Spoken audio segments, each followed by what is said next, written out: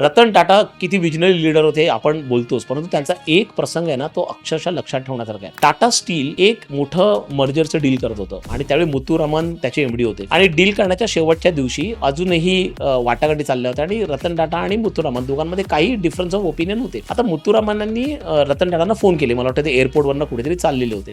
तर फोन करताना टाटा साहेब गाडीमध्ये होते. मुथुरामन बोलताना त्यांचं बोलणं झालं आणि त्याच्यातनं रतन टाटांनी त्यांचं डिस्प्लेजर किंवा कुठे ॲग्री नाही आहेत, कुठे डिसॲग्रीमेंट आहेत हे मुथुरामनना सांगितलं.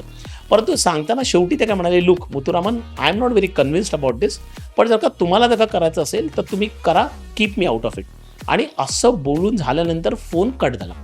आता फोन कट झाल्यानंतर मुथुरामनला असं वाटलं की as it is Ratan Tata साहेब थोडे डिस्कनेक्टेड होते, थोडेसे रागावलेले होते. आता डील करायचं का नाही करायचं, कारण group chairman is not align to this हे वाटत असताना पुन्हा रतन टाटाचा त्यांना फोन आला आणि त्यावेळी ते मुथुरामनला म्हणाले की लुक, मी हे तू डील कर किंवा नको करू हे सांगण्यासाठी फोन नाही केलाय, मी एकच गोष्टीसाठी फोन केलाय की तुला असं वाटायला नको की मी मगाशी फोन ठेवला, फोन मी घाटातनं चाललो होतो म्हणून तो कट झाला होता.